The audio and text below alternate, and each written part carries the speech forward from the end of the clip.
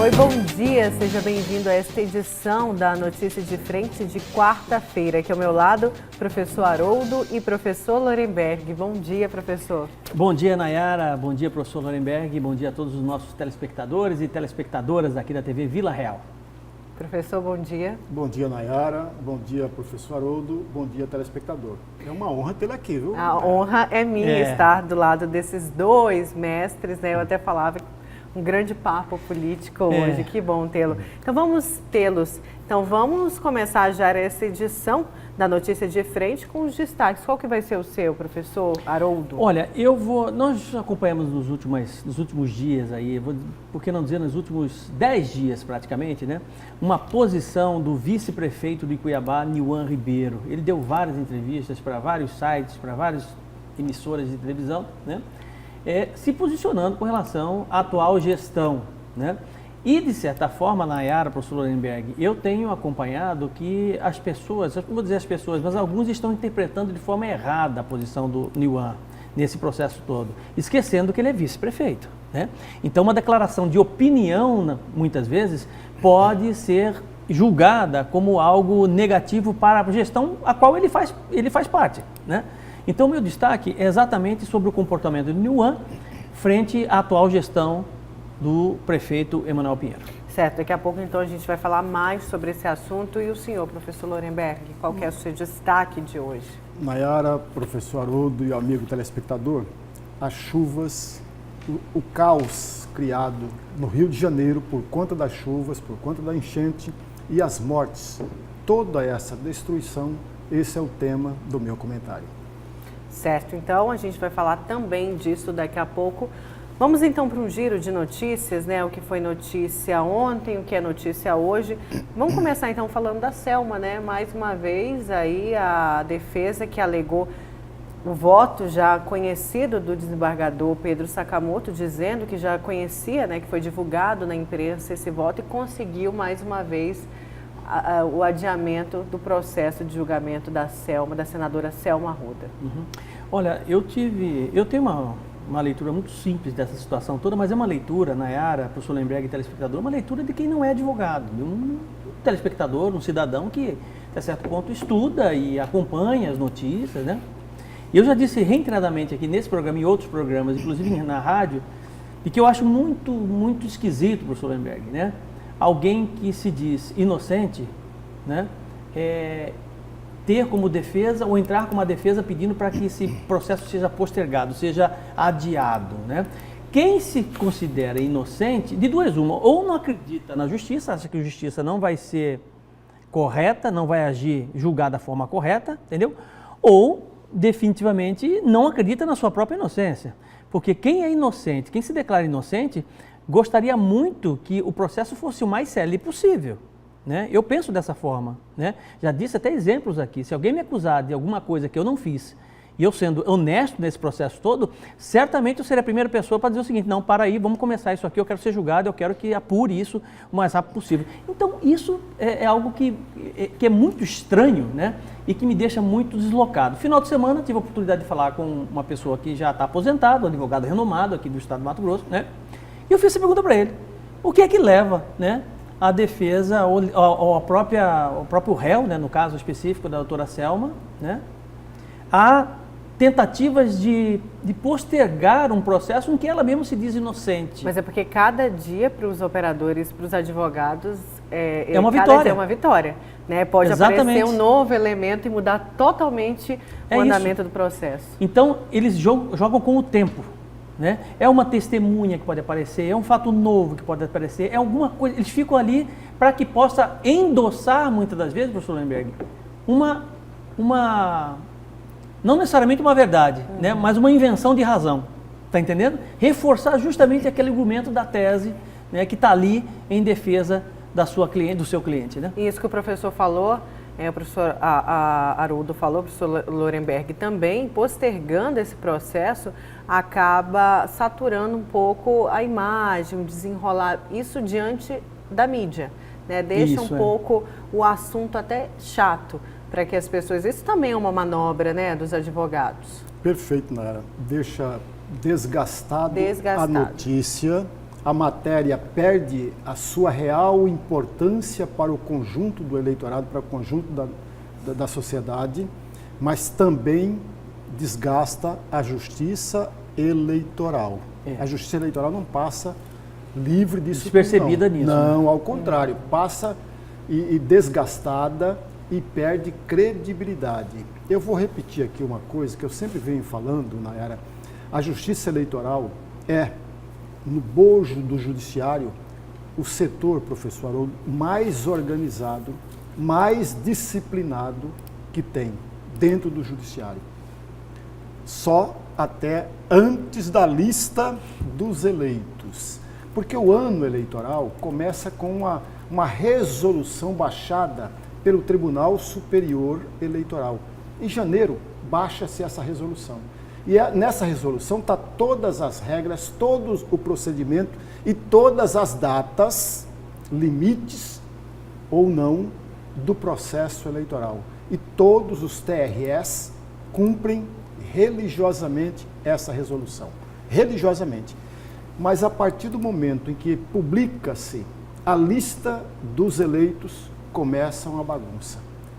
Tanto no TRE quanto na Justiça Eleitoral Federal. Porque eles não têm uma programação, um planejamento e uma lista de prioridades, o que deve ou não ser julgados. Pois é aí que erra, professor Merck. Exatamente. Né? Se tivesse uma prioridade em casos específicos como esse da Selma Arruda, ela muitas das vezes poderia ser diplomada ou não ser diplomada, que seria o ideal. Exatamente. Nós sabemos se ela cometeu o ato ilícito de caixa 2, não é diplomada, né? Certo? Se não cometeu, que seja diplomada, é que exatamente, dê continuidade. Professor. O problema aqui... O senhor foi em cima. É exatamente esse o ponto. Porque se a Justiça Eleitoral tivesse uma certa programação e priorizar aquilo que deve ser priorizado, esse pedido de cassação da chapa da senadora Selma é uma prioridade das prioridades, claro.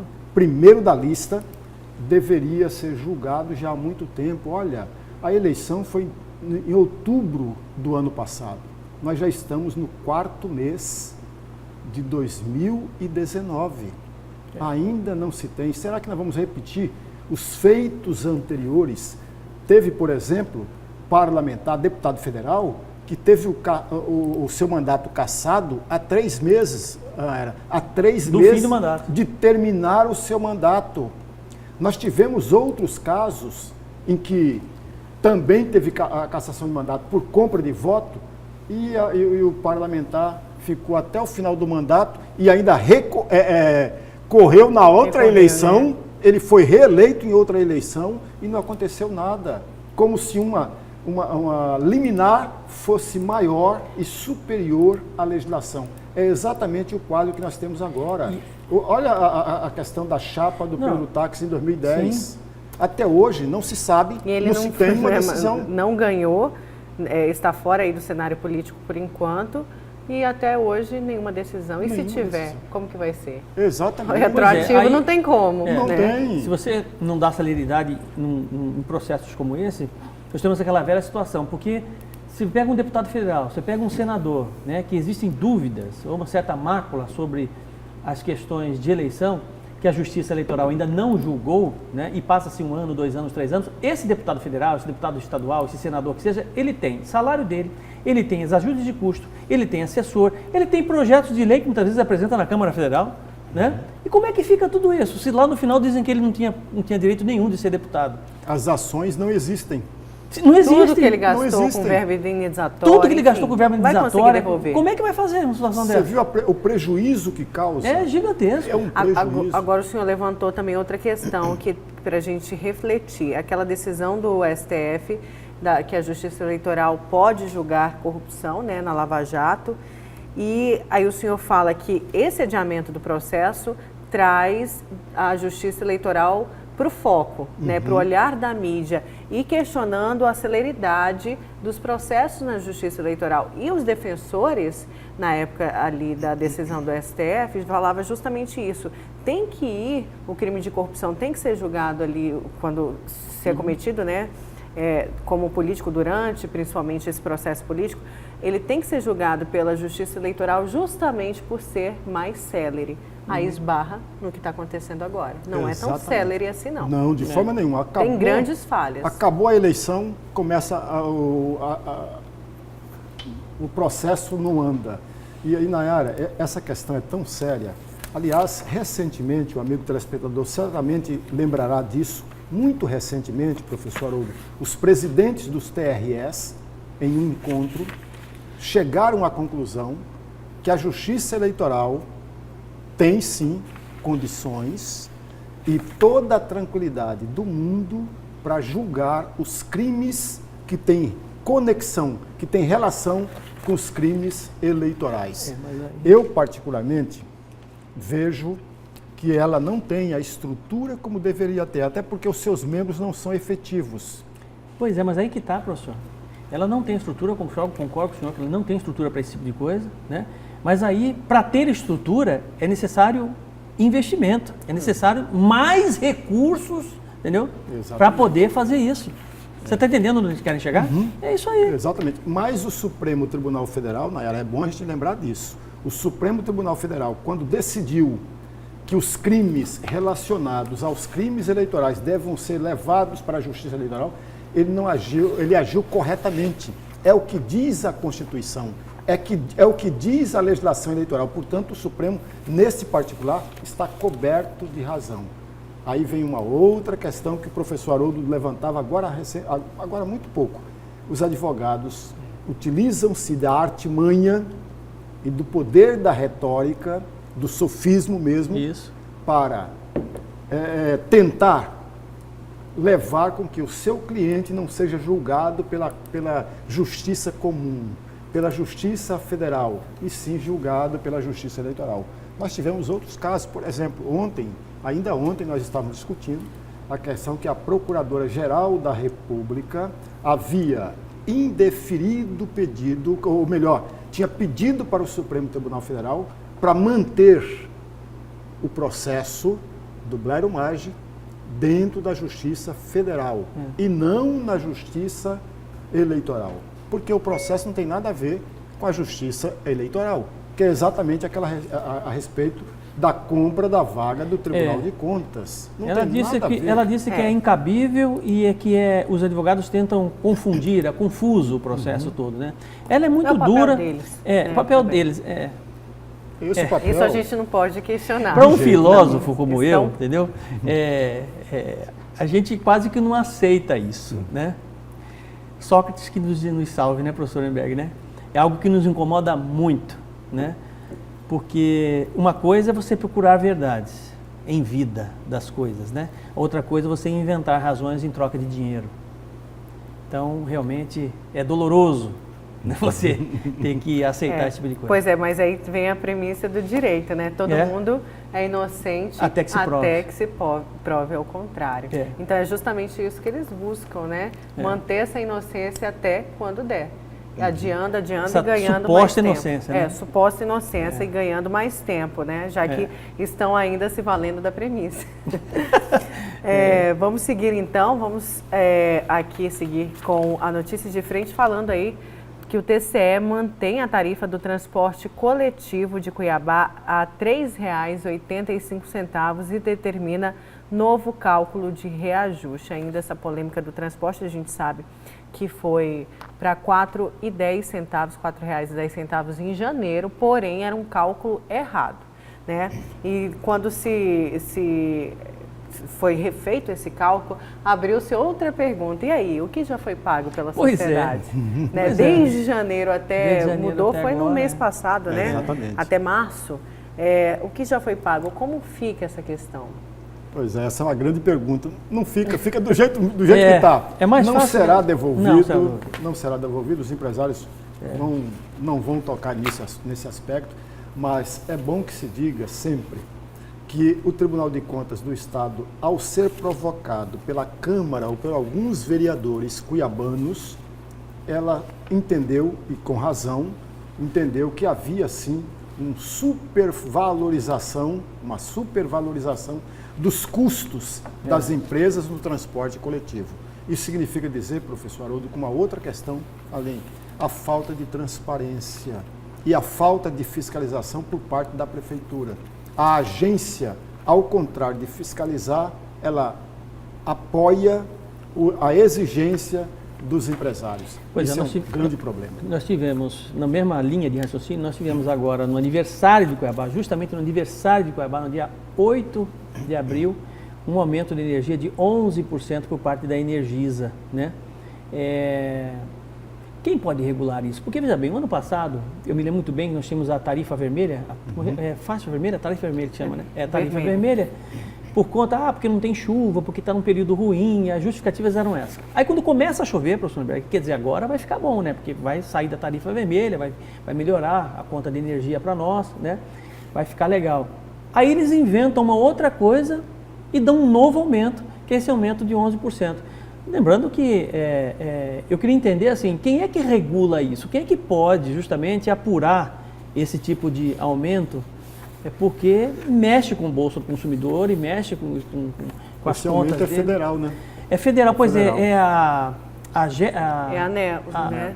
É ela que faz. Ela que faz o aumento, mas é no Brasil todo? No Brasil inteiro. No Brasil inteiro.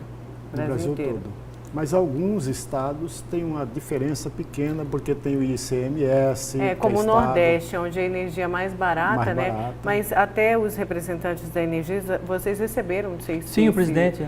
O senhor estava, ou foi o presidente, Antero. E ele disse que as pessoas que têm baixa renda, ganham até 3, se eu não me engano, 3 salários mínimos, aposentados também, podem pleitear aquela tarifa social. Branca. Né? A tarifa social. A tarifa social, que muita gente também consegue essa tarifa no Nordeste, por exemplo, do país. Essa é uma Mas boa. Existem uns pré-requisitos, é bom ligar na Energisa. E tem uma ou ir tal até de tarifa branca também. saber. Tarifa branca é que se você planejar direitinho, fica mais barata a energia. Mas tem que ser bem planejado. Bem planejado. Vamos seguir, então. Olha só, o governo apresentou nesta terça-feira na Assembleia Legislativa o cumprimento das metas da área de educação e também segurança pública referente ao segundo semestre de 2018. Então, vamos conferir a prestação de contas do governo com a Luciana Gavilha. O relatório da Secretaria de Educação do Estado revela melhorias da gestão de pessoas. A alfabetização também apresenta dados positivos. Os investimentos em 2 anos foram superiores a 4 milhões. No entanto, a escassez de recurso é um dos principais entraves da pasta. Quase a totalidade vai para a folha de pagamento, sobrando pouco para investimentos. A SEDUC teve em 2018 um orçamento de 2.577 milhões, dos quais 2.414 é folha de pagamento.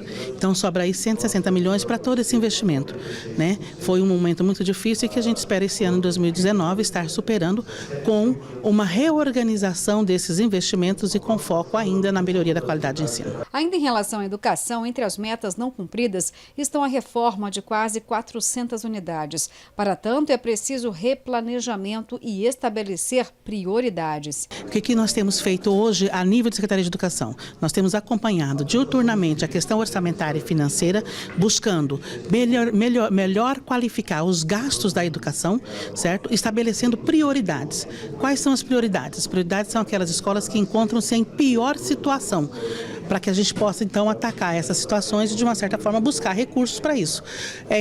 Seria inadmissível da minha parte falar aqui que nós vamos resolver os problemas das quase 400 escolas que nós temos no estado de Mato Grosso. É uma realidade, sim, é uma realidade que precisa ser modificada, mas a SEDUC ela vem implementando de diferentes formas uma melhoria nessas infraestruturas, né? Uma delas é criar outras medidas para que a escola consiga ela mesma fazer pequenos reparos e pequenas manutenções, como é o caso da verba complementar que a gente manda para as escolas e da verba emergencial. Na Secretaria de Segurança Pública, a falta de recursos também seria o principal problema para as metas não cumpridas. A gente tem praticamente zero investimento e o que sobra é custeio da máquina. Nós sempre estamos falando aí de viatura, de combustível, no caso a área de segurança. Viatura, combustível, aluguéis, água, energia, luz, telefone. E investimento, que é a melhoria do serviço, o incremento de alguma coisa, nós não temos hoje. Basicamente, a gente faz manutenção do que tem e quando tem um incremento de alguma coisa, são verbas de fora, que a gente busca junto ao Ministério da Justiça, a outros órgãos, para a gente fazer a melhoria da máquina que tem hoje, que é muito grande. O reflexo das ações não realizadas impactam diretamente nos índices de criminalidade. A gente tem certeza que com um pouco mais de incremento, com um pouco mais de investimento, a gente tem condição de melhorar, além dos índices que estão postos, a sensação de segurança da sociedade. A gente briga para isso, para que a sensação de segurança melhore e os índices continuam caindo. Para tentar sanar as lacunas, a educação, por exemplo, defende que já cortou na própria carne. Fez enxugamento no setor. Na SEDUC ela tinha 536 pessoas contratadas, hoje nós temos 111. Então o enxugamento ele começou primeiro na própria carne. Então a gente está buscando fazer mais com menos. Nós precisamos otimizar as despesas da educação, o investimento da educação, mas com foco na qualidade da proficiência dos nossos alunos. Você vê que é investimento zero, né? Zero, educação, investimento zero, segurança, investimento zero. Não se tem melhor segurança, não se tem melhor educação se você não faz investimento.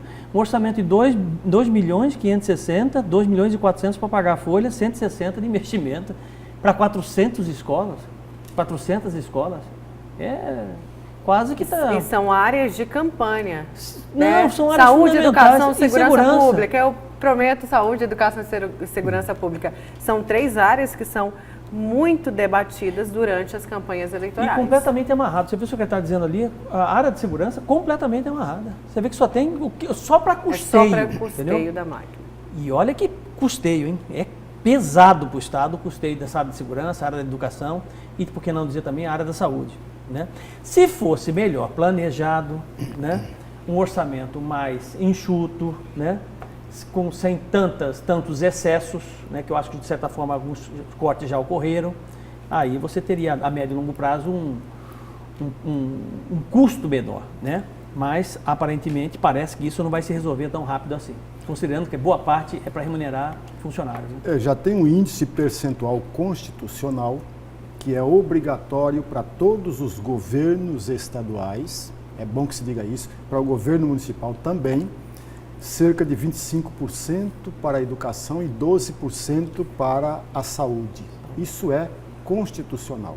A segurança pública não tem um índice obrigatório, mas mesmo assim, mesmo com esse índice percentual obrigatório constitucional, ainda os governos, de uma forma geral, patinam por falta disso que o professor Haroldo levantou, a falta de planejamento, a falta de programação.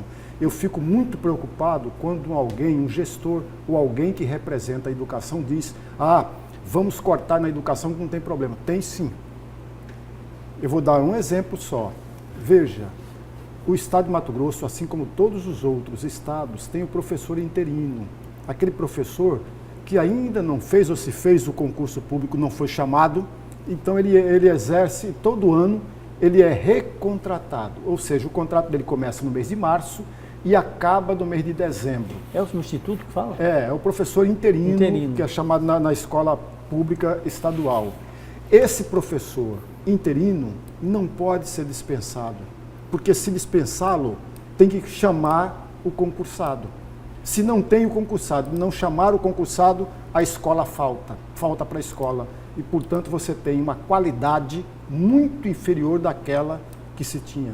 O professor que é efetivo, o professor concursado, passa a ministrar aulas acima do que ele de fato foi contratado. Dificilmente o professor vai fazer isso.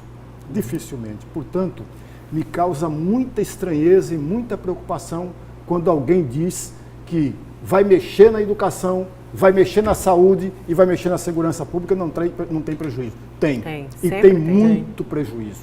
Muito prejuízo. Além de tudo isso, é preciso observar o seguinte: quais são as áreas, e aí a meu juízo, a leitura que eu tenho, quais são as áreas que não deve faltar mão de obra? São exatamente a área da saúde, segurança pública e educação. São as 3 áreas. As demais, professor Haroldo, pode mexer com tranquilidade. Se tem, só chutando, tem 2.000 funcionários na infraestrutura. Pode cair para 1.000 ou para 500, que não vai ter problema. Mas não pode tirar os 12.000 funcionários da segurança pública e baixar para 4. E certamente terá não um tem efeito... Como. Não tem como. Então é preciso que se planeje e se corte de outras áreas. mas preservando essas áreas aqui. Caso contrário, vai dar muito mais trabalho e muito mais custo para o próprio Estado. Esse é o problema. E ainda falando da área da educação, professor, saiu na coluna Fogo Cruzado do portal Gazeta Digital ontem, aí que o secretário de Educação de Várzea Grande entra na bolsa de apostas para assumir a SEDUC. O secretário de Educação de Várzea Grande, o Silvio Fidelis, entrou nessa bolsa de cotados para assumir a Secretaria Estadual de Educação, pasta hoje ocupada, como a gente viu na reportagem pela professora Marionete. O Silvio, ele é do ramo, né? Ele conhece bem essa área da educação, inclusive já foi secretário, se não me engano, do Chico Galindo. Na época do Chico Galindo, acho que ele foi secretário também de educação do município, né? Por conta dessa insatisfação hoje com a pasta, com a secretária Marionete. Os processos de gestão, sejam eles de educação, segurança, saúde, a técnica de gestão é a mesma, né? O que muda é a finalidade, sabe? A maneira que você vai tratar. A metodologia é a mesma. Você tem os mesmos problemas, tem as coisas intangíveis, as coisas tangíveis, os cálculos de receita, cálculo de despesa. Isso faz parte do jogo de gestão, né? E eu sempre disse o seguinte, que muitas das vezes, ou a maioria das vezes no Brasil, especificamente no estado do Mato Grosso também, você não tem um problema de dinheiro. As pessoas falam, professor, não é possível que não é dinheiro. Toda hora precisa de dinheiro para segurança, dinheiro para isso, dinheiro para aquilo, né? Só está precisando de dinheiro, professor Neberg, porque não tem um plano de gestão muito bem estruturado, né? E existe muita corrupção também, é propinagem para todo lado. Toda hora você vê uma operação dessa estourando. Você vê, por exemplo, essa operação Sangria agora aí, que uma quadrilha desviando dinheiro, desviando um monte de coisa da área da saúde. É por isso que ninguém aguenta. Não há sistema de gestão que aguente uma corrupção dessa, tá entendendo? Uma corrupção sistêmica dessa aí, que nós verificamos direto. Então você vê, uma hora eu parei para pensar, professor Neberg, peguei uma folha em branco assim, comecei a resgatar de 10 anos para cá, o nome das operações. Não dei conta. Operação Ararate, Operação Sodoma, Operação Arqueiro, Operação... Eu comecei a fazer da minha cabeça, Que o senhor conseguia lembrar. E pediram para amigos, assim, né? Lembra disso aqui da minha... Professor, deu uma página dessa aqui inteira de operações, tudo ligado à corrupção, Nayara. A corrupção, tá entendendo? Aí eu peguei nessa página da frente a todas as operações. Não tinha que fazer final de semana. Essa é a verdade, entendeu? Todas as operações. Eu falei, agora eu vou tentar escrever aqui no verso as pessoas envolvidas nisso. E comecei. Esse 100 anos, esse aqui. Comecei a numerar. Professor, ninguém preso. Eu consegui numerar o nome de todos citados, pegando reportagem. Ninguém está preso. Está entendendo? Meu filho falou, o que você está fazendo, pai? Eu falei, nada. Isso aqui é quem não tem o que fazer. Isso aqui não vai dar é nada, entendeu? Infelizmente, Infelizmente. A gente tem essa sensação de sensação impunidade horrível, e acaba que a população não confia mais. A justiça pede a sua credibilidade, né? Exatamente, Nayara. De novo, você foi muito feliz. É exatamente isso. Quando se imagina que a situação está contornada, não está. Porque a população fica muito mais insatisfeita, muito mais desgostosa de tudo que está acontecendo, e com razão, diga-se de passagem, e não tem iniciativa, professor. Nós estávamos discutindo aqui em programas anteriores qual é a investigação que se tem, por exemplo, na delação de Silval Barbosa. Fora o governador, não tem nenhum. Não tem ninguém. Não tem ninguém. E olha que ele deu vários nomes ali no E muitos, né? Uma monstruosa delação, como se foi dito aí no país inteiro, né? Exato. A delação monstruosa de Silval Barbosa. E aí? Não tem nenhuma investigação, nada. É. Agora, voltando um pouco, Nayara, me permita voltar um pouco antes. Lá foi a secretária que me parece que disse que tem algumas escolas que devem ser reformadas. Olha, eu sempre tive a ideia, e tomara que eu esteja equivocado, que reformas de escola, professor, deve ser planejado durante o ano letivo, mas executada as reformas nas férias, para não atrapalhar ninguém. Não, em Mato Grosso é tudo ao contrário, tudo ao contrário. Faz-se a reforma durante o ano letivo. Isso atrapalha o desempenho do aluno. Veja, o aluno já vai para... Não são todos, mas tem alguns alunos que vão para a escola praticamente obrigado, né? A partir do momento que professor... Ele chega na escola, não tem nenhuma infraestrutura. Não tem e ainda nada. se depara com obras, que é a coisa mais chata do mundo, fica ali martelando a sua cabeça. Exatamente, ele perdeu o estímulo. Ele já não tinha, perdeu mais ainda o estímulo. Agora, você imagina para uma escola 10 dias, 15 dias por causa de uma reforma, ele não vai voltar com o mesmo desempenho, com a mesma vontade. Nunca. Veja os prejuízos que se dá. Eu estou rindo, professor, que todo mundo. eu passei a fase da minha vida assim, 10, 12 anos de idade, minha mãe fala, levanta, guri. Não mais nem certeza, entendeu? Porque não tinha estímulo nenhum, né? E sem investimento, como que se tem esse estímulo, né? Exatamente. Que é o que vem sofrendo aí a pasta, né? E tem um outro problema também com relação à educação, que é assim, outro dia eu estava lendo, contratos de professor de química, lá para o interior, uma cidadezinha pequenininha, não tem professor de química, física, matemática, né? É aí que tem que entrar o ensino à distância, professor Lemberg. Sabe? Um projeto de ensino à distância. E tem que entrar também a valorização desse profissional. Claro, desse profissional que vai para lá, entendeu? Porque lá não sei aonde, Porto Alegre do Norte, uma escolinha pequenininha, precisando de um professor de física, ele sai daqui, rapaz, e vai para lá para poder lecionar. Porque muitos são voluntários, quase voluntários, né, professor? Quase voluntários. Muitos. Certo, então vamos para o intervalo, vamos encerrar esse primeiro bloco e na volta tem aí os destaques. Sim. Vamos seguir então.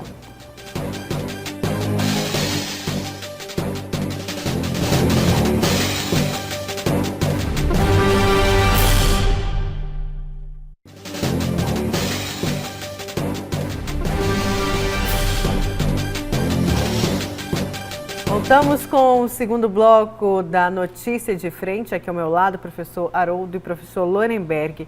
Vamos falar de Santa Casa, então? Vamos falar de Santa Casa. A situação da Santa Casa, a gente viu aí durante as comemorações do aniversário de Cuiabá, os funcionários abraçando a Santa Casa, eles que estão há quase 7 meses sem receber salário.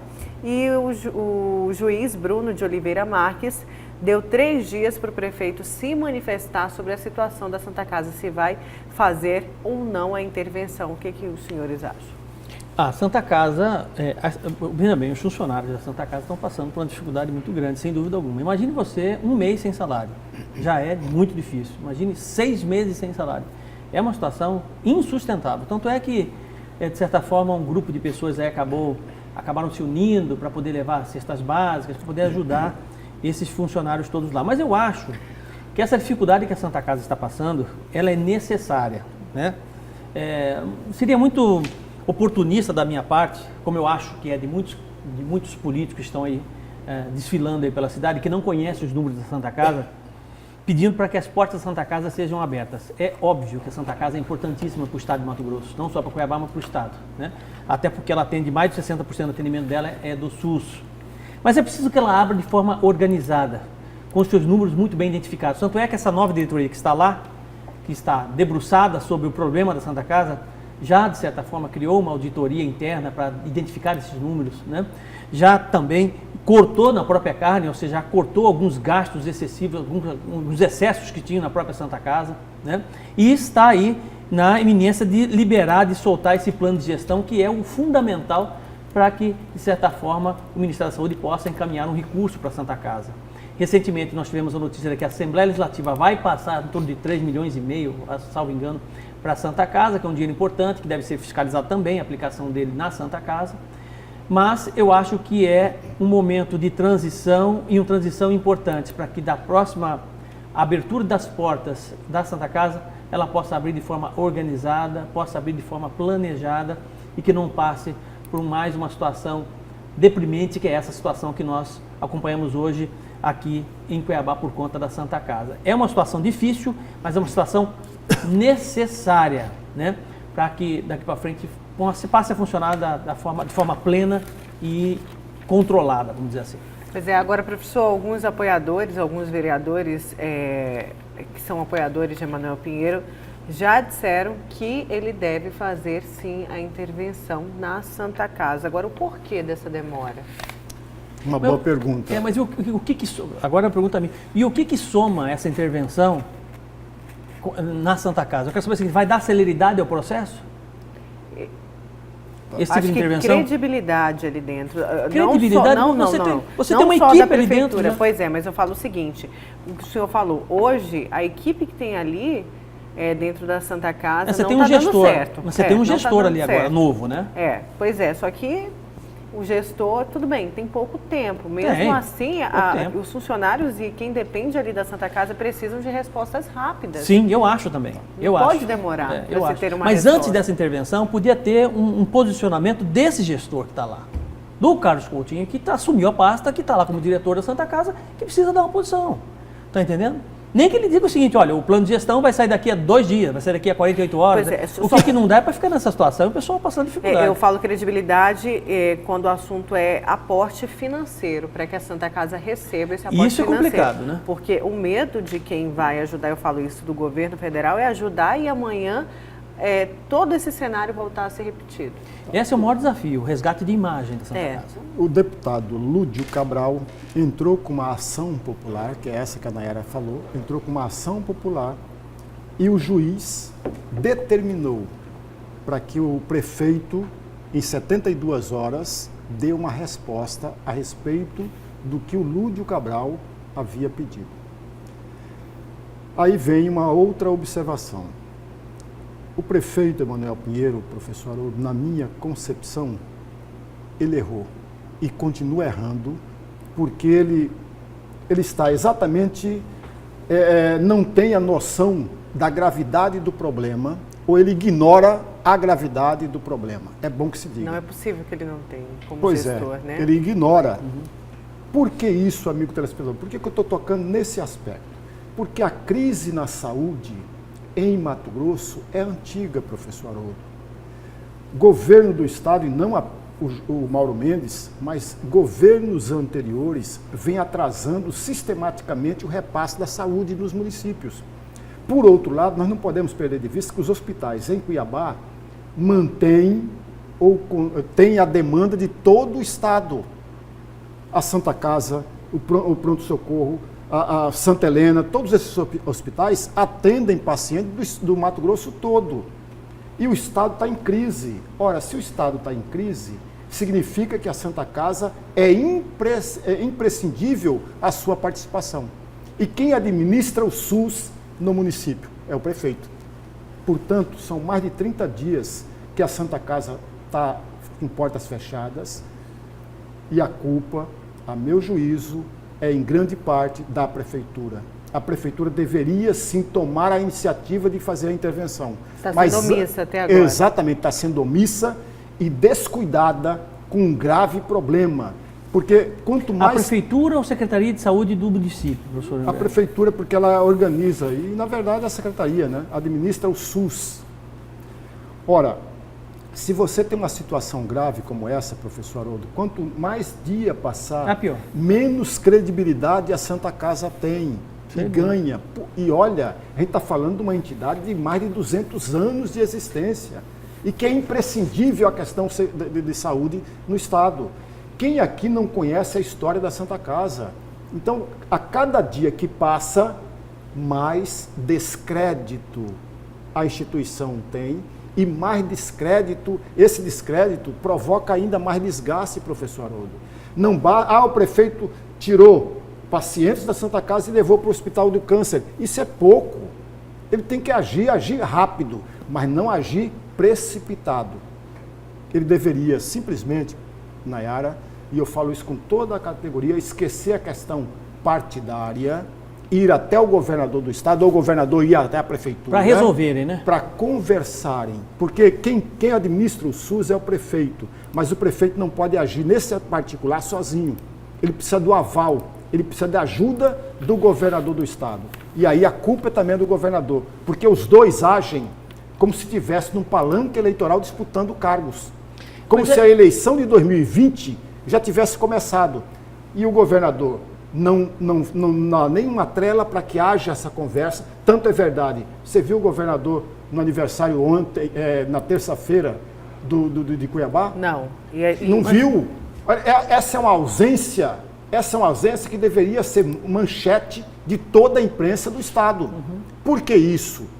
Porque o governador do estado foi prefeito da cidade. Imagine, professor Haroldo, imagine que o Piveta, que é o vice-governador do estado, não vá ao aniversário de Lucas, do Rio Verde, que ele foi prefeito, e ele é de lá. Isso é inadmissível. É inadmissível. Ele precisa ir lá pelo menos 5 minutos, só isso aí, eu estou aqui. É a cidade que ele administrou.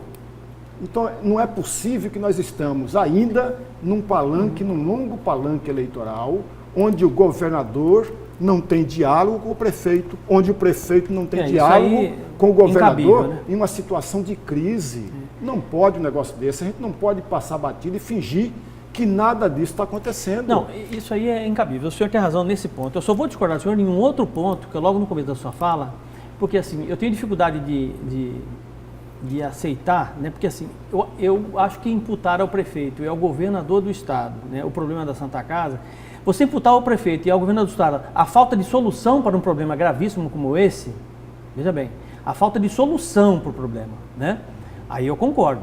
Eu acho que tem que ter celeridade, eu acho que é responsabilidade do prefeito, a responsabilidade do secretário de saúde municipal, secretário de saúde estadual, governador do estado, todos sentarem para resolver o problema. Agora, na minha cabeça não entra assim, o problema da Santa Casa é do prefeito e é do governador. Esse problema foi causado há anos que vem crescendo aí. Sim, mas, tá entendendo? Mas é hora de unir. Quer dizer, a bomba estourou agora. Estourou agora. É unir forças para poder resolver, né? E deixar as pecuinhas políticas de lado. É hora de governo. Sim, sem dúvida. O prefeito tem que tomar a sua posição. Ele tem sido omisso.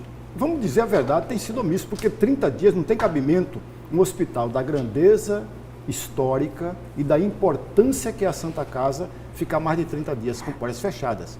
Me perdoe, eu não consigo entender um negócio desse. Em lugar nenhum do mundo isso é possível. Isso acontece. Mas o senhor passaria dinheiro para uma instituição que está completamente descontrolada? Não é questão de passar dinheiro, professor Haroldo, é assumir a sua real posição e responsabilidade, que é o prefeito que gere, que administra o SUS no município. Cabe a ele, prefeito, tomar a iniciativa. Agora está na hora, então, da prefeitura cobrar aquele repasse que foi feito para o governo do estado, que foi destinado 82 milhões. Que já disse que não vai então está na hora de cobrar, já que a Santa Casa precisa, não só a Santa Casa, a saúde do município precisa, porque aí tinha que, está na hora de cobrar. Se eu sou prefeito, eu vou cobrar todos os dias eu vou cobrar do governador. Eu também. Porque é um dinheiro da prefeitura. Pois é, e com esse dinheiro já dava um gás lá na Santa Casa. Né? E põe gás, né? Porque os 3,5 milhões que a Assembleia Legislativa vai destinar já vai ajudar e muito no pagamento, por exemplo, dos atrasados, dos salários atrasados, dos funcionários que estão há quase 7 meses sem receber. Exatamente. Só que aí vai gerar o que o senhor acabou de falar, vai gerar muito mais rixa política. Mas aí é que é a questão do diálogo, Nayara.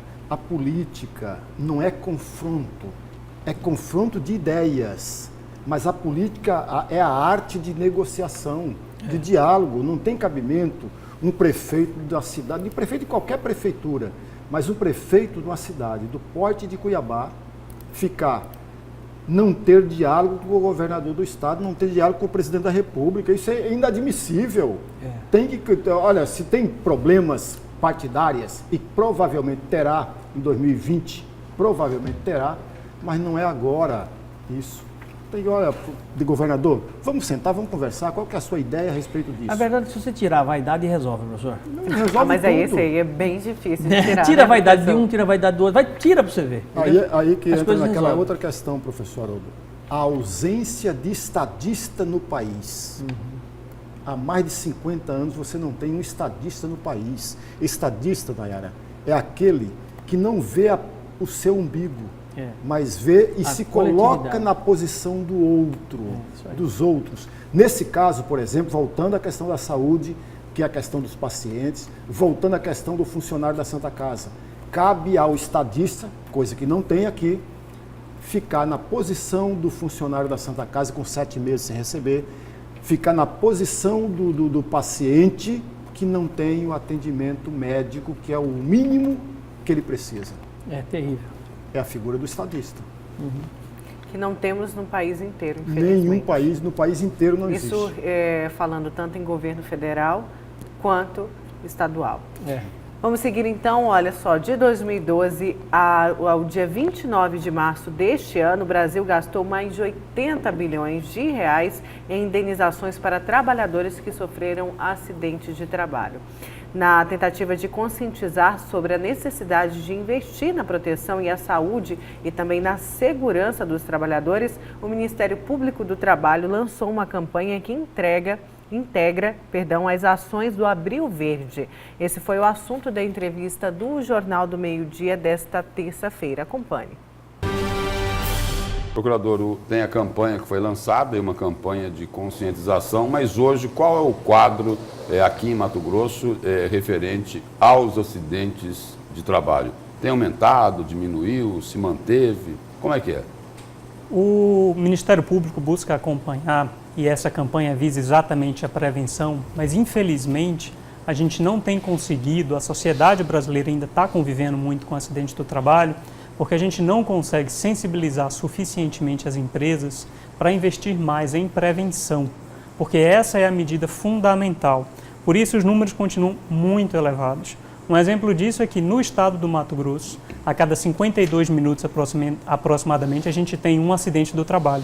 E a cada 3 dias, um acidente fatal, ou seja, um acidente que tira a vítima de um trabalhador. Isso é alarmante. Pelo que o senhor diz aí é o seguinte, em média 10 pessoas morrem todo mês de acidente de trabalho. Exatamente, é isso? No Mato Grosso. Em Mato Grosso. No Brasil, esse número é muito pior.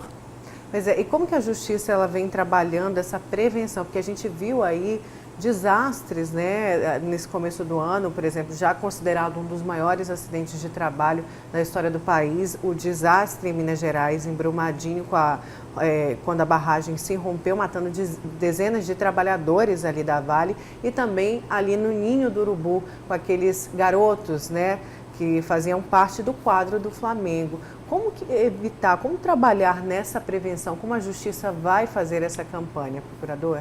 O Ministério Público do Trabalho, junto com outros órgãos de fiscalização, como a Superintendência Regional do Trabalho, acompanha de perto esses acidentes. Só para a gente comparar, o Dia Mundial de Prevenção ao Acidente do Trabalho, que é o dia 28 de abril, por isso que é o Abril Verde, ele está relacionado a um acidente acontecido numa fábrica nos Estados Unidos, em que se vitimaram aproximadamente 70 trabalhadores. O caso da Vale, em Brumadinho, foram cerca de 300 trabalhadores, numa empresa muito grande em que a gente tem uma expectativa de ter um desenvolvimento de pessoal, de prevenção mais contundente. O caso do Flamengo também é gritante porque envolve adolescentes, crianças, que sequer deveriam estar, digamos assim, tão preocupados em trabalho, né? Estão ali realizando um sonho, estão ali para se desenvolver e foram submetidos a uma estrutura num grande clube, que deveria ter uma preocupação de não ter uma exposição de seus atletas mirins a um acidente como aquele. Uma fiscalização mais rigorosa não poderia, não resolver, mas pelo menos diminuir o número de acidentes de trabalho? Sim, a gente tem buscado... Mas falta estrutura para isso? Falta estrutura e depende muito da empresa estar disposta a modificar suas práticas. Isso demanda investimento também, porque qualificação, como em qualquer segmento econômico, envolve um custo. É a qualificação do profissional que vai treinar, a qualificação do trabalhador, é a fiscalização interna que tem que haver na empresa também, porque não é suficiente que a empresa, por exemplo, entregue um EPI. Ela tem que fiscalizar a sua utilização, ela tem que fiscalizar a rotina, a prática do trabalho que está sendo desenvolvido pelo trabalhador. É um trabalho do dia a dia da empresa. É do dia a dia, é conjunto e é completamente abrangente. Como vem sendo a conversa? O que vocês vêm sentindo por parte dessas empresas, diante justamente já de tragédias que a gente viu no início desse ano? Isso é muito variável. Há empresas que têm uma disposição maior para regularizar os problemas e outras resistem mais. Por isso que é muito importante o Poder Judiciário, quando intervém para não apenas esperar uma medida proativa, mas para exigir, para cobrar, para impor que uma empresa adote aquilo que a legislação determina. Porque a legislação ela é muito boa, ela é muito criteriosa, ela é muito detalhista em relação às normas de segurança que devem ser adotadas pelas empresas. Não tem um instrumento que obrigue essa empresa, por exemplo, a qualificar, a treinar os seus trabalhadores como uma forma aí de prevenção nos acidentes de trabalho? A Previdência Social, de 2012 até hoje, gastou 80 bilhões para pagar os benefícios aos trabalhadores acidentados. O senhor tem esse levantamento em se tratando de Mato Grosso ou não? A gente pode levantá-lo, mas esse dado ele é nacional. Que alguns acidentes são irreparáveis. Mas os trabalhadores têm essa proteção, a lei garante isso, de fato? A legislação ela é boa. A gente enfrenta problemas, às vezes, em transformá-la, colocá-la em prática. Por exemplo, o afastamento junto ao INSS ainda tem demorado muito por um problema de estrutura do INSS. Os trabalhadores reclamam bastante. O tempo que espera na fila para a perícia e depois o efetivo pagamento. Da mesma forma, ele pode recorrer ao Poder Judiciário. O Poder Judiciário Trabalhista ele é muito efetivo também. E alguns são obrigados até, em função dessa falta de estrutura, dessa burocracia, das dificuldades que são colocadas, são obrigados a voltar ao trabalho sem as condições físicas para isso. O que é absurdo, Piorando né? o caso, né? Gravíssimo. Piora, é gravíssimo, porque você tem um trabalhador doente, que precisa se recuperar, que está se expondo mais ainda a uma violação de sua saúde. Alarmante. É alarmante, só que assim, aí ficou parecendo, essa é a minha leitura, professor Lemberg, né?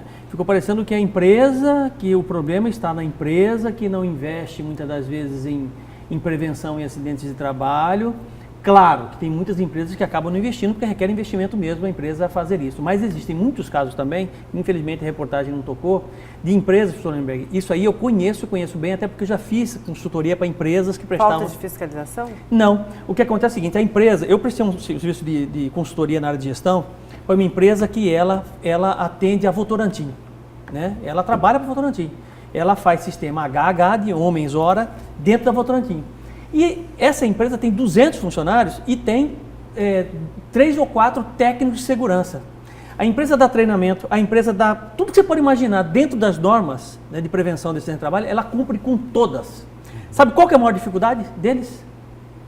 Isso relatado em relatório que eu aplicava para saber qual que era o problema, o que está precisando, o que não está precisando. Os técnicos de segurança, Haroldo, tem tudo.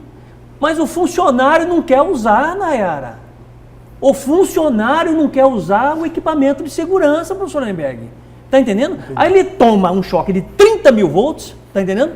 Aí cai na cabeça de quem o problema? Da empresa, porque ele não usou a bota, porque a bota estava incomodando, estava muito quente, entendeu? Ele vai para uma área de confinamento, aqueles moinhos de bola gigantes, né? Tá? E lá dentro tem que usar máscara, tem que usar uma série de equipamentos. A empresa consegue tudo, né? Chega lá dentro e tira a máscara lá dentro, porque está ruim, sabe? Está incomodando, né? Quantas pessoas você não vê rodando aí de entregador de pizza, tá? Que ele está com a caixa atrás e o capacete para cima, colocado na testa. Muitas vezes a empresa dá o capacete para ele, professor Lemberg, entendeu? Dá luva, dá condições de trabalho para ele, mas ele não usa. Então, tem que fazer o contraponto da reportagem para dizer assim, não é só a empresa, entendeu? Que não faz a parte dela, que investe em segurança. Eu concordo que tem muita empresa que não está nem aí para isso, infelizmente, né? Que aumenta o índice, mas também tem muitos colaboradores que, apesar de ter todo o material de prevenção de acidente de trabalho, ele não usa. Você sabia, por exemplo, vou te dar só um exemplo, quantas pizzarias tem em Cuiabá? Um monte, professor Lemberg, tá? Você sabia que o pizzaiolo tem que usar máscara para fazer pizza? Aquela máscara, por causa do pó de trigo. Se ele não usa máscara, daqui a 20 anos ele pode ter câncer. Máscara cirúrgica, né? A chamada máscara. Ele pode ter câncer. Eu desafio você que está assistindo, ir numa pizzaria perto da sua casa e achar um pizzaiolo usando máscara para fazer pizza. Eu duvido. Duvido se achar. Aí ele vai ficar doente daqui a 30 anos. Por que ele não usa? Porque aquela máscara, professor Lemberg, um pacote custa R$10. R$10. Você acha que isso é caro para uma empresa, para um dono de uma pizzaria? Não é. O dono da pizzaria dá a máscara para ele, mas ele não usa, professor Lemberg. Ele não usa. Mas é por isso que a justiça precisa, o que o entrevistado falou, né, o procurador do trabalho, o André Canuto, não só fiscalização, mas trabalhar na prevenção. Prevenção. Né? Prevenção e conscientização também desses trabalhadores. Eu só fiz o contraponto, né? Era para ficar uma coisa mais ampla para entenderem também, né? Trabalhar a conscientização junto também com esses trabalhadores, né? Com os empresários, claro, mas aí dentro da empresa como um todo, né? Mostrando o que uma grande tragédia, o que uma falta aí de equipamentos pode gerar para esse trabalhador. Entendi. É isso. Vamos então para o seu destaque?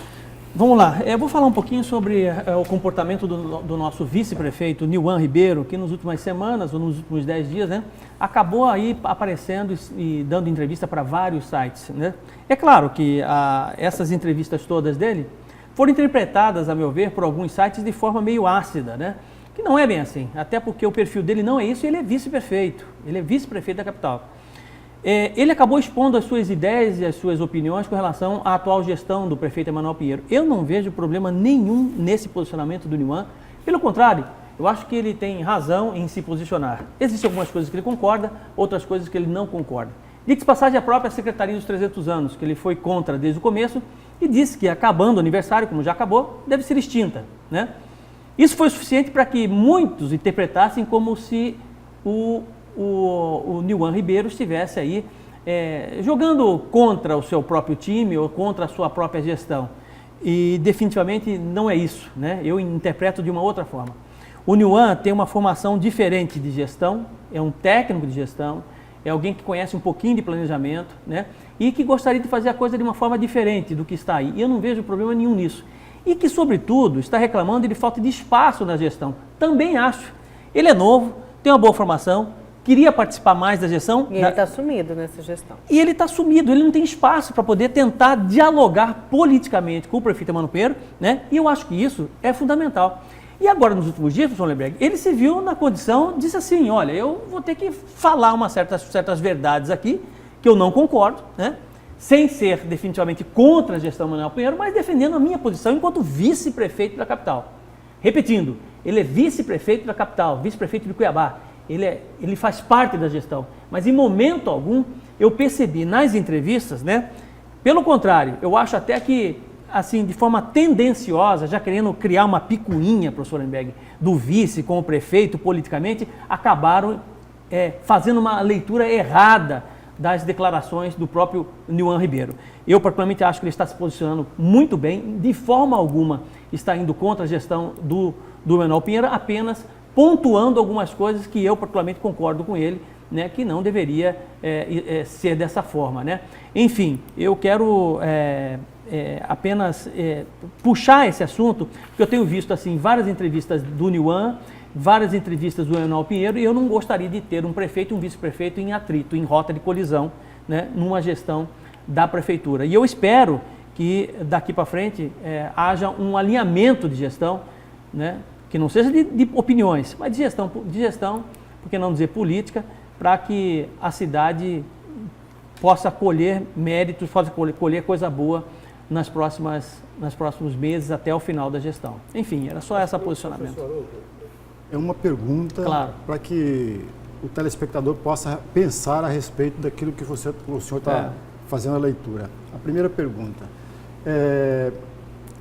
não seria melhor, ao invés de ir à mídia, de falar o seu posicionamento diante de determinados fatos, discutir isso com o prefeito, ele discutir tentou, internamente? Eu tive a oportunidade de perguntar pessoalmente para ele, né, porque eu vi as notícias todas e tive a oportunidade de falar, não seria mais fácil você conversar com o prefeito? Ele falou assim, eu já tentei, eu não tenho espaço na gestão. Eu não tenho espaço na gestão para poder dar declarações. Ele quis chamar a atenção de alguma forma. Chamar a atenção de alguma forma, entendeu? Dizer o seguinte, olha, eu sou contra isso, mas quando ele diz que é contra alguma coisa, porque segundo ele, por exemplo, a SEC 300, da criação da SEC 300, né, ele falou para o Emanuel, falou, Emanuel, eu sou contra isso aqui.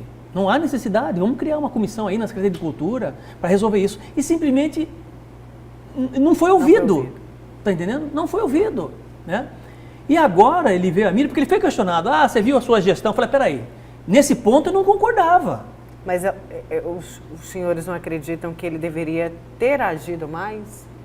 Eu acho que foi meio tardio o processo, né? Ele poderia... A gente tem que esquecer que esse vice não tem problema apenas nenhum. uma figura, é apenas figurativo, na verdade, Você não é. Não é, não. Vice é muito importante. Até que vice é ser uma presidente da República, né? Você viu, né? E faz um estrago também, né? Tem que tomar cuidado, né? Então, eu acho que ele está se posicionando, né, para poder chamar a atenção e dizer que, olha, eu estou aqui, eu acho que gostaria de ser ouvido, sou vice. Professor, dentro da sua leitura, mais uma vez eu estou cobrando a sua leitura. Claro, não, sem problema. Dentro da sua leitura, não corremos o risco de ter o mesmo filme que nós já conhecemos quando o Carlos Fávaro, que era vice-governador, começou a entrar em atrito com o governador do estado, fazendo críticas fortíssimas na gestão. Nós não entramos nesse caminho, não vamos por esse caminho? Ali o Emanuel tem um modo de fazer gestão, né, um traquejo político que eu acho que é infinitamente maior do que o próprio Niuan, até por questões de de diferença de idade, de tempo, de história, né? E de um monte de coisa. Experiência política. Né? Em compensação, né? Eu particularmente acho que a pegada de gestão do Nilvan seria diferente se fosse no lugar do Carlos Fávaro.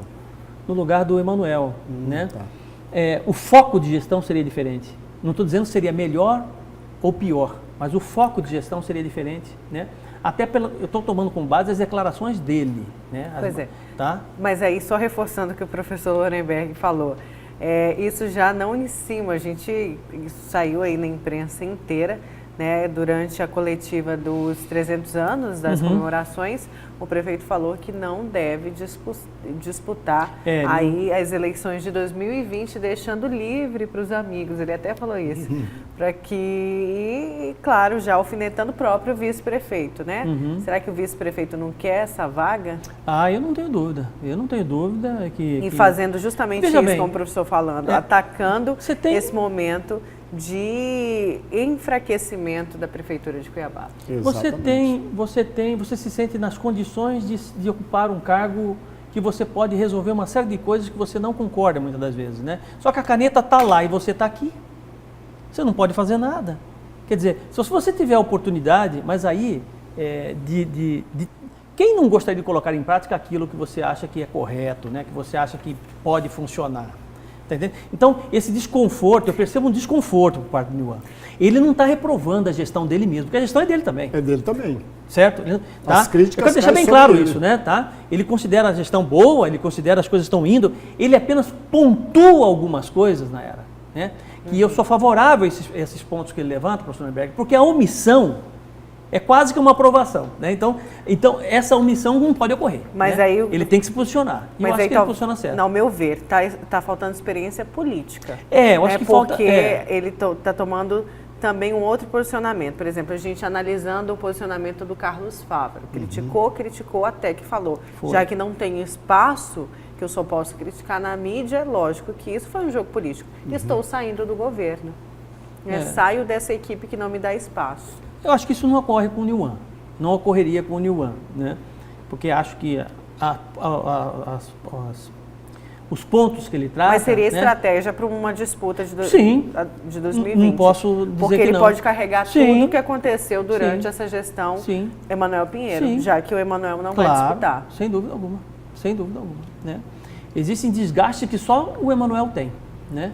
E existem também desgastes que o Nilvan. E se Emanuel não for candidato e o Nilvan for, o desgaste vai para o Nilvan. Porque são partícipes da mesma gestão. Sim. Exatamente. Certo? Né? Então era o momento de renunciar, por exemplo, se quisesse disputar 2020, professor. O que o senhor acha?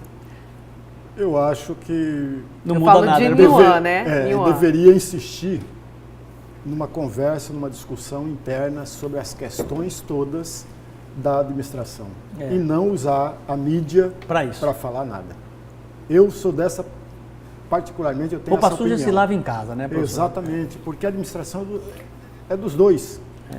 Porque, veja, foi eleito vice-prefeito, foi eleito vice-governador, foi eleito vice-presidente da República, mesmo que você não tenha cargo, porque o vice é uma expectativa de cargo na era, é uma expectativa da ausência do titular e para você assumir. Mesmo assim, você pode sim dar palpite, você pode sim falar para você, olha, esse caminho não seria o mais correto, seria o outro caminho. E insistir em uma reunião, porque provavelmente gestores fazem com frequência reuniões.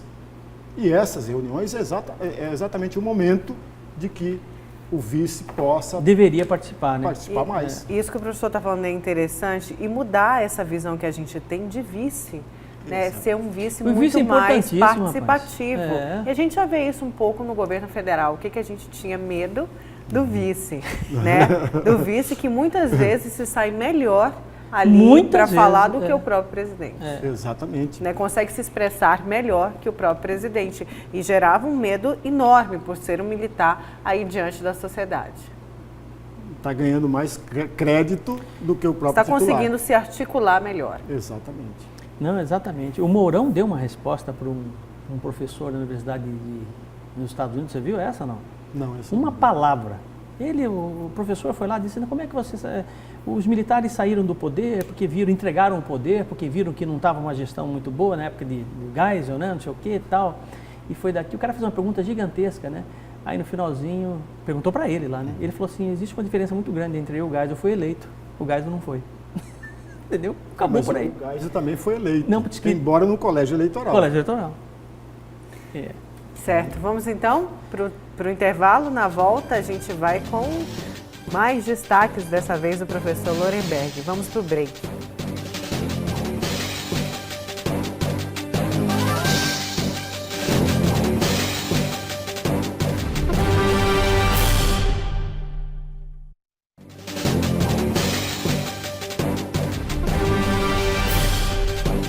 Voltamos neste bloco falando sobre a CPI criada para apurar a real situação da Previdência dos servidores públicos de Mato Grosso. Nesta terça-feira foi realizada a primeira reunião da comissão e a Sêmia Mauad traz as informações. A comissão quer apurar as despesas e as receitas dos aposentados e pensionistas da Previdência Social de Mato Grosso. A cada ano, estima-se que o déficit chegue a R$1 bilhão. O objetivo da CPI é apurar, né, toda a situação financeira da Previdência e, segundo o próprio governo diz, há um déficit orçamentário aí de aproximadamente R$1 bilhão.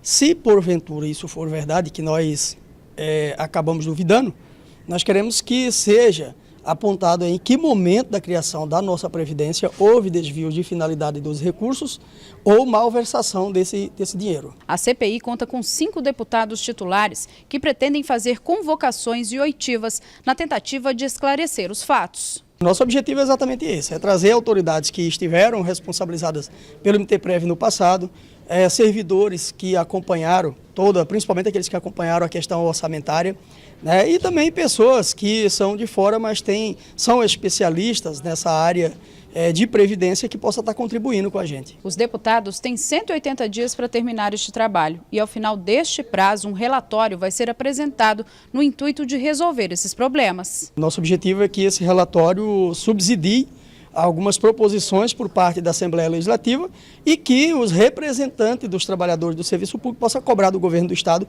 que o trabalhador não pague mais do que já vem pagando. Com imagens de Nilton Oliveira, Sêmia Mauad para a Notícia de Frente. E é justamente isso que o João Batista, que é o presidente da CPI, e ele disse que a CPI vai apontar e vai mostrar que não há necessidade de aumento da alíquota da Previdência de 11 para 14, como que é o governo do Estado. Na verdade, essa CPI também, né? Foi proposta, foi viabilizada por um único objetivo só: desqualificar o discurso do governo que sempre, desde o início, professor Haroldo, batia na tecla do aumento do índice percentual de desconto, de 11 para 14. Então a CPI só tinha um objeto. Que é esse? Exatamente, desqualificar o discurso e manter o 11%. Na verdade, só isso. Porque aquele objeto que ele fez de forma muito ampla, de curso, nada disso. Porque ele fez um objeto muito amplo e todo mundo que tem, toda a CPI, toda investigação que tem um objeto para ser investigado de forma muito abrangente, não chega a lugar nenhum. Porque, veja, as coisas como tem dificuldades aí. Primeiro de tudo, é um ponto que me parece importantíssimo. O governo retém as parcelas concernentes à previdência do funcionário e esse mesmo funcionário não tem um atendimento devido. Isso não é de hoje, sempre foi assim, sempre nós tivemos esse retrato. Ora, se você investiga esse dado, que é interessante, que é importante, você não mexe no índice percentual de 11 para 14. Você investiga esse ponto, esse objeto. Entendeu, Nayara? E mais ainda, nós já tivemos CPIs com esse foco e não trouxe nenhum resultado. O prefeito de Cuiabá, o Emanuel Pinheiro, quando era deputado estadual, ele foi o relator de uma CPI que tratava exatamente disso em 2012 e não levou a lugar nenhum. Qual foi a motivação daquela CPI? É que os hospitais fecharam-se as portas para não atender o funcionário. E esse funcionário, que todo mês, religiosamente, é retido pelo governo do Estado o índice percentual dele, da Previdência. Ora, se retém o índice percentual da Previdência, ele tem que ter os serviços da Previdência. E, no entanto, não teve. Então, não é esse o foco, o único foco da CPI. O foco mais importante é exatamente desqualificar o discurso do governo e impedir que esse mesmo governo aumente o índice percentual de 11 para 14. Lembrando sempre, está havendo uma reforma da Previdência Social e, dependendo do andar dessa reforma da Previdência Social, pode sim ajudar o governador Mauro Mendes com desrespeito à brecha, à lacuna, à falta de dinheiro na Previdência Social do Estado. É isso. O professor foi claro aí na fala dele. Professor, seu destaque, por favor. Nayara, professor Haroldo e o amigo telespectador, chuvas, mortes, destruições.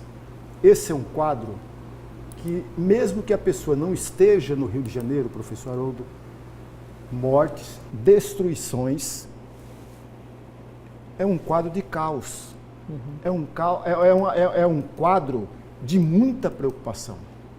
E em razão disso, o prefeito do Rio de Janeiro, eu estou falando das enchentes, das chuvas, e não é a primeira deste ano do Rio de Janeiro. É a segunda enchente, a segunda calamidade no ano no Rio de Janeiro. Tragédia, né? É tragédia, mortes, destruição, sobretudo naquela região, na Zona Sul, professor, que o senhor conhece muito mais do que eu, muito melhor do que eu, na região da Zona Sul.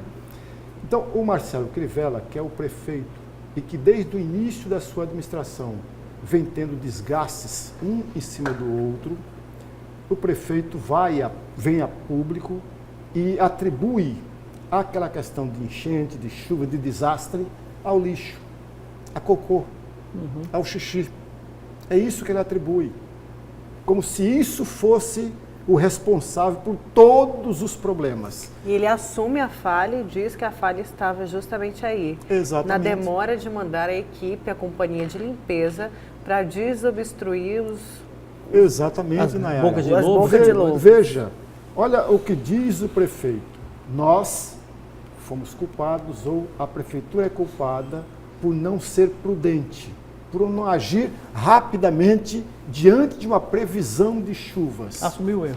Veja o que ele está falando, professor Haroldo. Sim. É deslocar as equipes responsáveis para resgate, etc., antes de acontecer todo o desastre. E um terceiro item que ele atribui, a falta de verba federal em investimento no Rio de Janeiro. É bom a gente deixar claro que o prefeito, simplesmente por conta do desgaste, do quadro que ele está passando, professor Haroldo, ele está querendo diminuir a culpa, diminuir a responsabilidade e atribuir essa mesma culpa ao governo federal e à companhia responsável por água e esgoto no Rio de Janeiro. Quando, na verdade, o prefeito tem muita culpa. Quer um exemplo? A primeira dela, falta de investimento na prevenção, Nayara. Você não espera acontecer as chuvas, não espera a previsão de chuvas. Você faz isso com a prevenção, com investimento de prevenção. Outro erro do prefeito. Tem um valor, professor Haroldo, que aqui me foge o montante, mas tem um valor da prefeitura destinada a esse investimento de prevenção que ele não usou 1%. Ele não usou 1%. Isso aqui é para calamidade, né? Exatamente, ele não usou 1%. Olha, é um erro da prefeitura, é um erro do prefeito. Terceiro item, ele não gastou o que tinha que gastar em tudo isso. Agora ele vem, não, a previsão de chuvas, então a gente tem a equipe toda formada para atender. Peraí, e por que não fez isso antes? Todos nós sabemos que o Rio de Janeiro, ele é vítima dessa situação todo ano, professor. Não é a primeira vez que acontece. É. Sempre, todo ano acontece. E aquela Zona Sul, professor Lemberg, ela é completamente isolada, né? Você tem ali a região do Cantagalo, você tem ali o Morro de Santa Teresa, você tem... Ele é completamente isolado. E as chuvas torrenciais todas, né, acabam alagando a cidade de certa forma. Se você considerar que as bocas de lobo estão todas entupidas, vira uma situação insustentável ali. Exatamente. Né? Porque é plano, tá entendendo? A região ali da região sul é plana ali, em Copacabana, Ipanema. Só a ali, título de informação, que vem aí para o site Veja, de 2014 a 2018, que gestão aí do Marcelo Crivella, houve uma queda de 78% no valor pago pelo município para programa de controle de enchentes. Esse programa aí. É esse senhor programa lembrar. aí, tá vendo? Veja, 78%. Nayara, É uma redução 78%. significativa. Isso significa que ele não fez a lição de casa no que diz respeito a esse setor. Então, não venha com desculpa, o governo federal não mandou dinheiro, nós somos culpados porque não mandou a equipe para evitar isso. Para aí, por que não fez isso antes? E se tem esse controle, se tem esse gasto destinado, é porque é necessário para o estado do Rio de Janeiro, para a cidade do Rio de Janeiro. Exatamente, para não voltar a um quadro de calamidade, um quadro caótico. E se nós sairmos do Rio de Janeiro e virmos para Cuiabá, nós não vamos ter o mesmo quadro, mas também uma situação de risco, uma situação alarmante difícil. Também. Alarmante. Olha a prainha na última chuva que deu. Ficou toda alagada. Por quê? Qual é o papel do prefeito cuiabano com relação a isso? Quantas vezes o amigo telespectador já ouviu ou leu alguma coisa de que a prefeitura passou uma investigação por uma limpeza geral, por exemplo, na prainha, Nayara? Eu nunca ouvi e nunca li nada. E sempre que cai um forte temporal na capital, é o mesmo cenário que a gente vê ali na prainha. E depois que tamparam aquilo ali, né? E não teve ainda morte, mas já teve, assim, pessoas em situação extrema, presas dentro de carros, ali naquela região, em frente ao Shopping Popular, ali na região do Porto, do Centro. É realmente uma situação que precisa de um olhar, e um olhar urgente, não pode esperar do poder público. Exatamente. Ali no e Jardim não é Cuiabá, na hora, é antes. Ali no Jardim Cuiabá já é a segunda vez. Teve uma chuva pesada outro dia aí, né? Foi Eu semana moro naquele passada. bairro lá, professor Lemberg, ali foi quase em frente, logo depois do Hospital Jardim Cuiabá, quase em frente à Unimed ali, tem um quebra-molas ali, vira um rio. Não, no Tribuna nós recebemos relatos de moradores da região do Porto que a água estava entrando na casa deles. Para se ter a ideia da dimensão do que foi a chuva e do medo que essa população passa diariamente e de mãos atadas. O que elas podem fazer diante disso? Ligar para a Defesa Civil, a orientação, ligar para o Corpo de Bombeiros, mas aí já aconteceu, é o que o professor falou. Tem que se trabalhar a prevenção. Sem dúvida alguma. Que a população tem que ter consciência disso, professor Lemberg, também. Porque boca de lobo não se suja sozinho, entendeu? Com certeza. A população joga o pé no chão, um top, entendeu? Essa consciência cidadã, que eu acho que é o mais importante de tudo, né?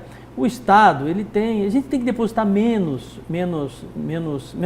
confiança no Estado, né? E mais no cidadão, porque quem faz a cidade é o cidadão, somos nós que fazemos a cidade acontecer, né? Então, se nós tivermos um pouquinho mais de civilidade, nós vamos manter a cidade limpa e certamente esse tipo de problema não vai acontecer. Ou, de certa forma, acontecer com menos impacto. Menos impacto. Boa, essa é a palavra que eu estava procurando. Às vezes foge, né? Foge. Professor Lorenberg, muito obrigada. Professor Haroldo, muito Já obrigada. acabou? Já acabou. Você viu? Passa tão rápido. Você viu como passa rápido com a Nayara, né? Impressionante, né? Tá com o Lúcio, demora. Com o Divaldo, demora, né? Imagina. Obrigada. E esse foi a Notícia de Frente. Muito obrigada pela sua companhia. Amanhã você segue aí com o Lúcio Sorge, né? Deve voltar aí a apresentação, e também o Antero, professor, ou o professor Lorenberg. Muito obrigada, viu?